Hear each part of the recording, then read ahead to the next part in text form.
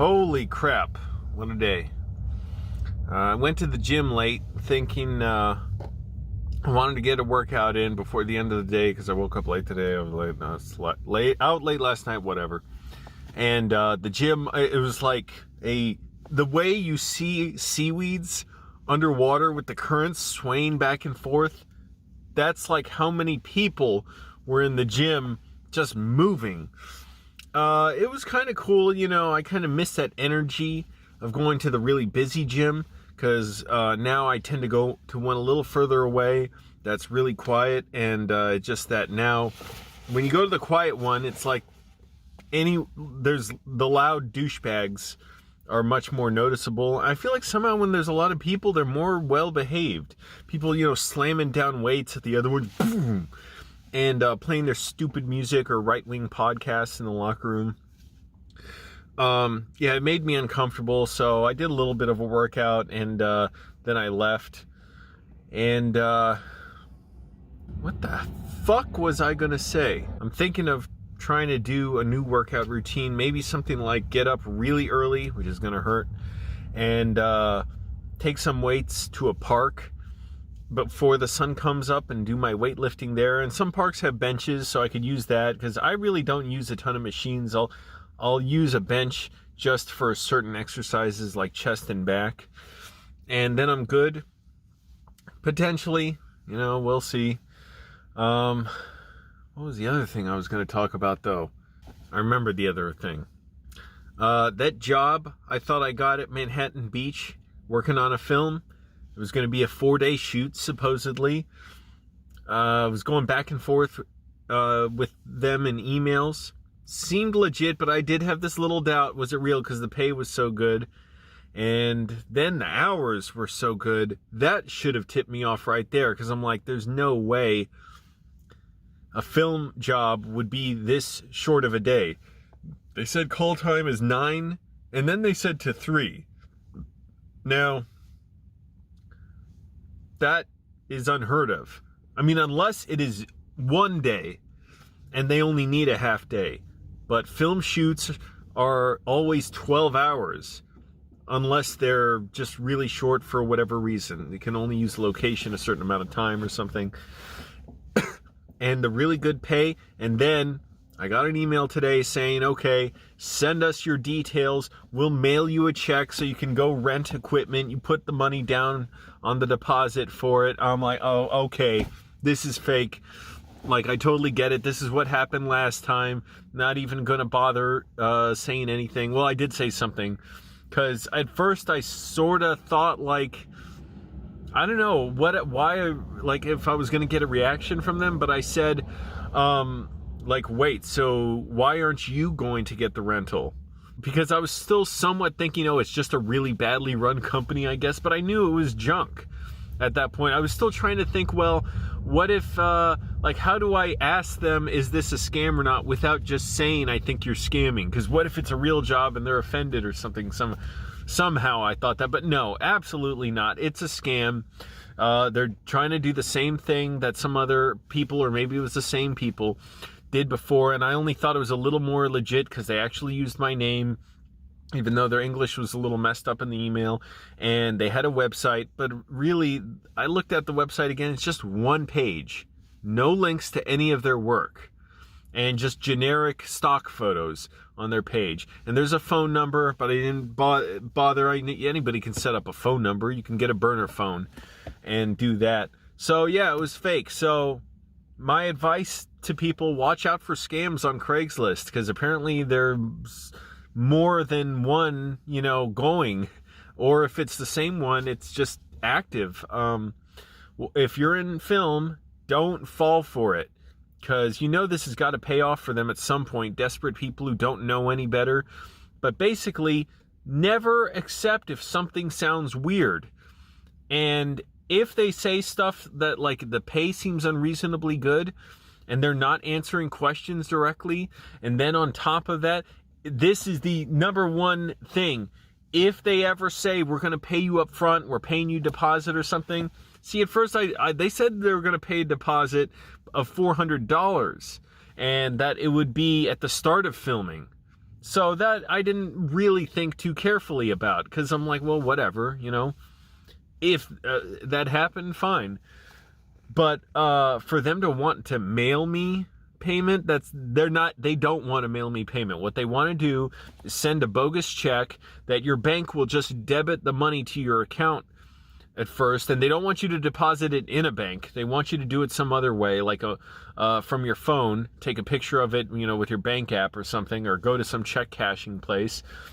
The money's in your account, they have the info, and then when your bank finds out the money's not there, when they go verify the next business day to see if the money's there, the money's refunded, basically, or it's taken from your account. So then you're out the money and someone else got the money. Some version of that. So it's a total scam. Watch out for that on Craigslist. That's all I can say, is like a warning to people. Watch out for these scams on Craigslist. They're trying to take advantage of needy people who desperately want work and who are trusting, and who are going to be amazed if you tell them that you have, this big paycheck coming for them and you're going to pay them in advance.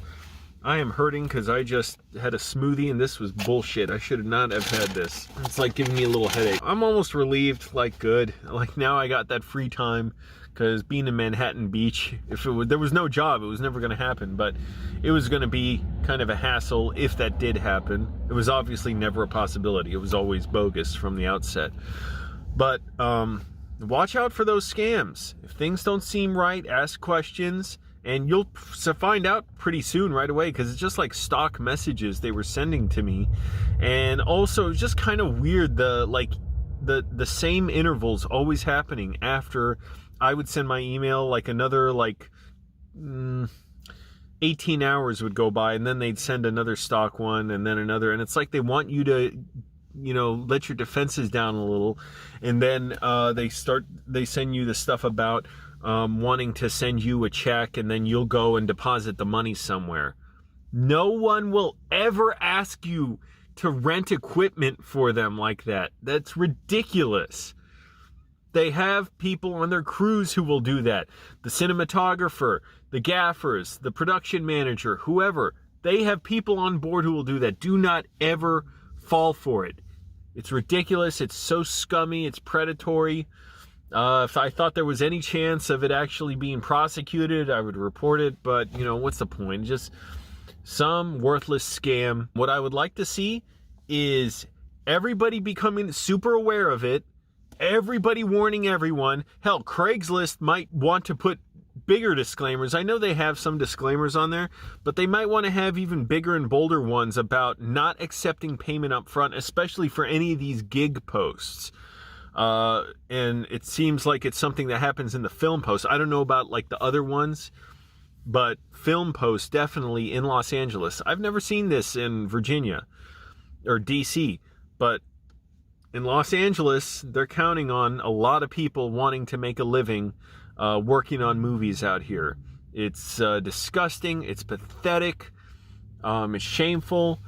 And it's just hard to believe someone out there might be paying their bills with this and actually making a living knowing they're getting money from people like this. And I don't see how you could spend that money and, want to live, because that's such a dirty way of living. So, check with other people, if you're not sure, it's never going to be like that. And now I can spot them a little bit quicker. So next time it'll be even quicker, how I spot the scam. But know that they're not going to respond personally to emails. It's always this kind of stock response of, yes, thank you for your response. Or in this case, they were saying, thanks you for responding so quickly, something like that. Anyways, really creepy, and don't waste your time with it. Trust your instincts. And it's weird to, because everybody's like counting on someone doing something for them. You don't want to go through your day assuming people are going to scam you, but it happens at every fucking level. It is so shocking. And by the way, that reminds me about the gym too. Just so many people, by the way, in incredible shape, doing these workouts But it was just kind of like overwhelming, all the people there. I'm like, how can people do it? It's kind of stressful.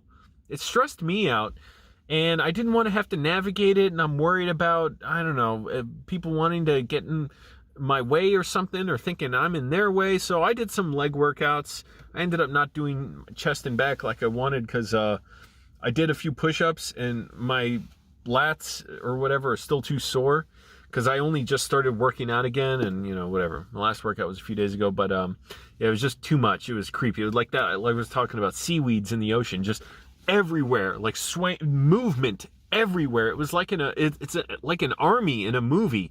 You think about scenes where huge armies are, you know, attacking, you know, storming the beach in Saving Private Ryan, or there's a scene in Taegukgi, Brotherhood of War, this great Korean movie about two brothers who fight in the Korean War. There's a scene that's incredible where it's like 100,000 Chinese soldiers are running up a hill, and it just kind of like just endless, and it's so intimidating.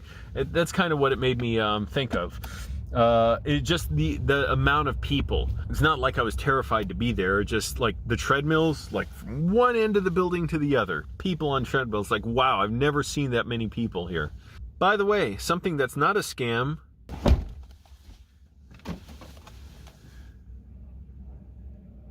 Roads and Rose Lifestyle Digest, brought to you by Simply More, the ultimate bulking agent, Septavia. It's like a P but sideways. 7,000, finally a razor with 7 blades. Need some light. Oh, Striletrenstrol. Well, I know that. Prescription drug. Fluxtrek 37 Trillion Whip Snakes Sidewinder Edition, Pet Chef French Wedge. A couple other sponsors, but this book, I had to go to the trunk to get it, is from two of my comedy heroes on YouTube. The channel is called Dr. O'Dub. If you recognize this, the Flextrek Whip Snake, or the Flextrek Augmention, all that fucking smoothie. Why'd I do it?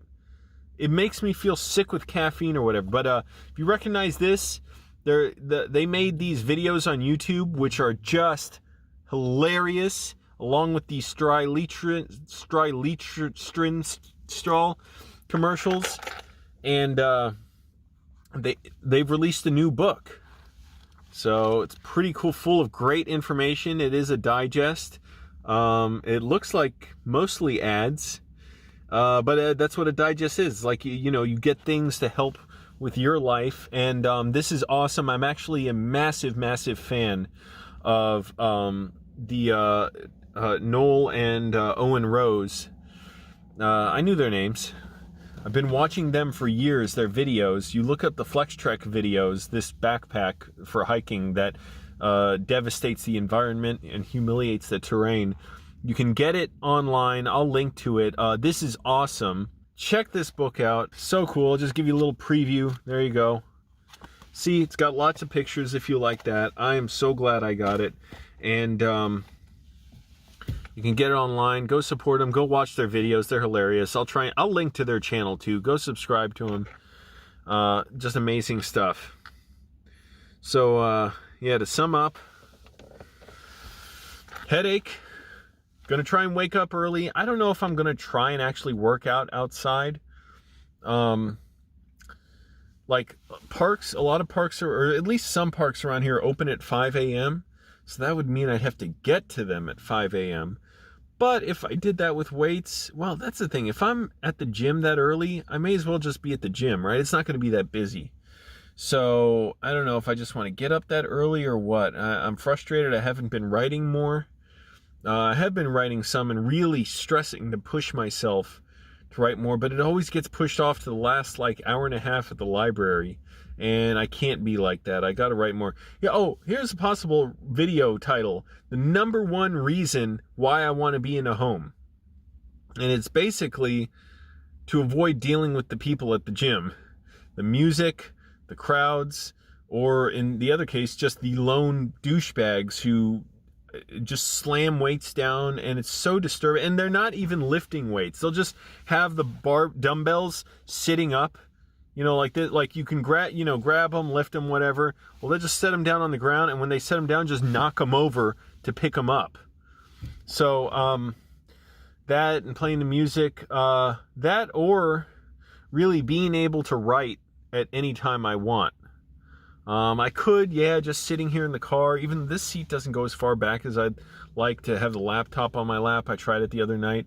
But, you know, it would be nice to just write whenever, and to work on videos whenever. I'm always sort of rushed with videos. It's kind of frustrating, where if I want to be on a longer project, my time is so much more divided up, because I can't just be home and work as long as I want or as early as I want. The library, a lot of days, it doesn't open up till noon or 10:30 or even 9:30, you know, and I'd like to be able to start working earlier and eat earlier, and, you know, want to go to places where the food's cheap, and, you know, the food bank isn't serving food that early usually. They might be open that early, but the kitchen isn't. So, you know, it's a bunch of things that, like, just throw off my schedule, but that's fine.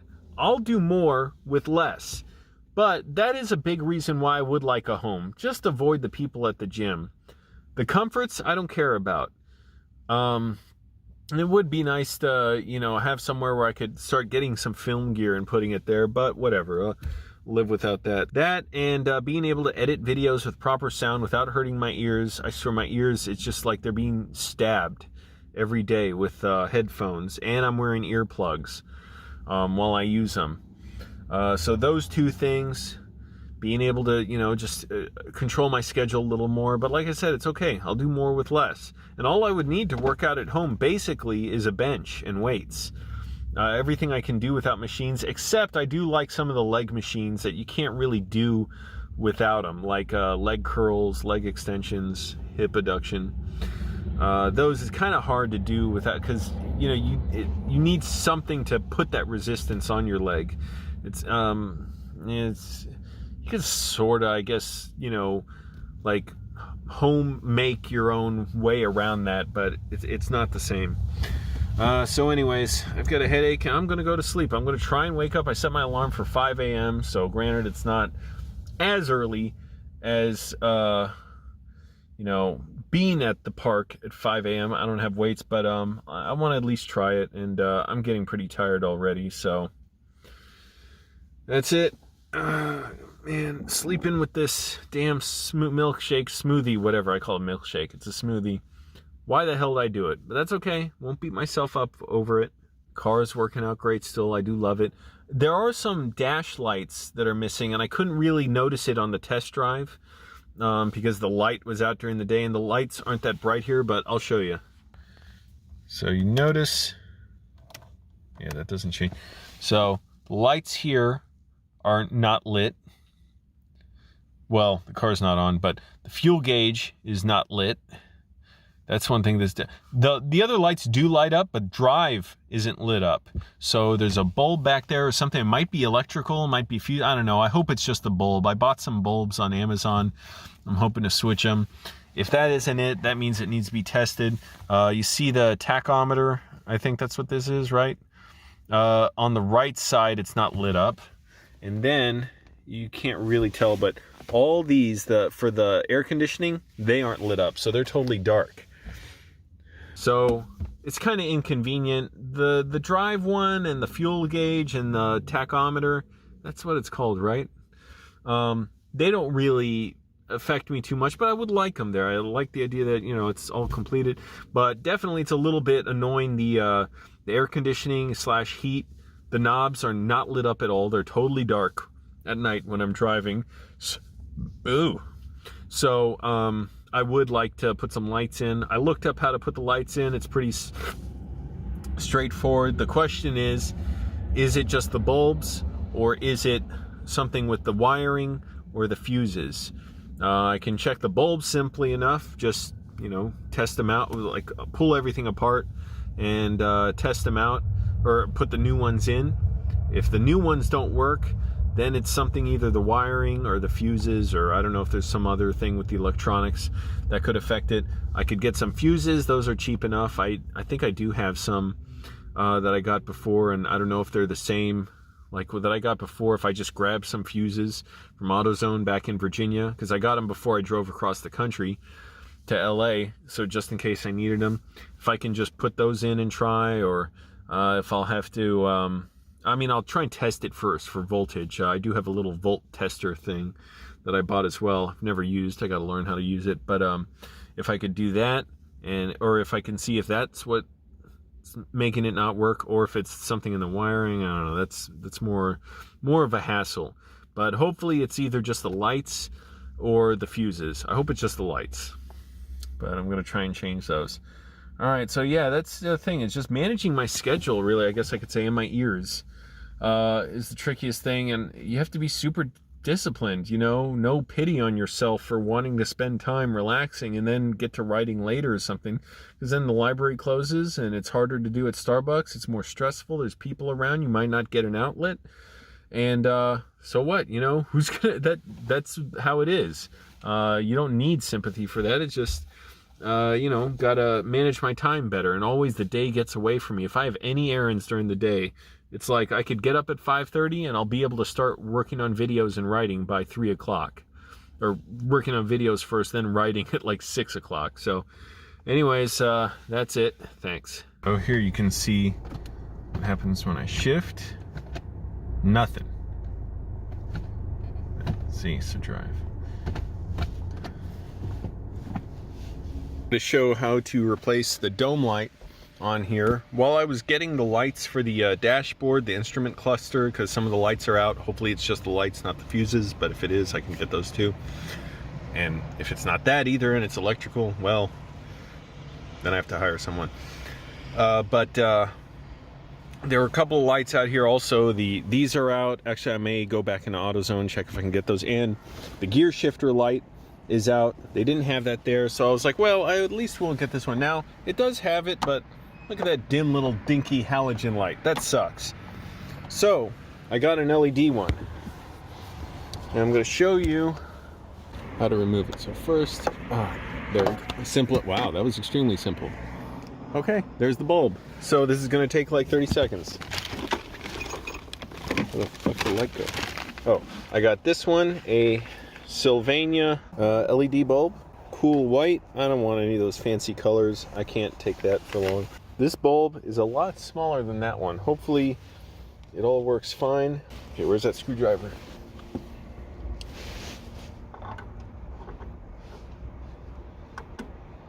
Go.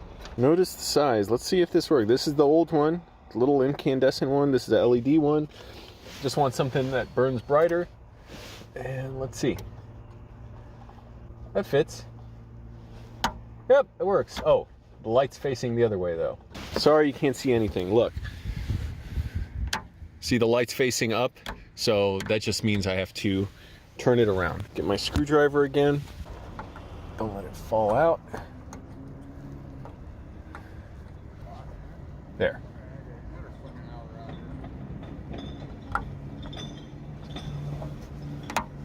Perfect. Just slide this back on. It's pretty clean. I was thinking about cleaning it. Boom. A nice bright light. That's what I like to see. I want to go back in, see if I can get the lights for these, because this is really annoying. At night, these are not lit up. These are for the AC, the recirculating air, and the defrost, but none of them are for this. So I'm going to go back inside, see if they have those, or if they're the same as the ones for the dashboard, which these I ordered already. And hopefully it is just the lights, and again, not the fuses or something electrical, but it was only like 10 bucks on Amazon, plus shipping, like, I don't know, somehow it got up close to 20.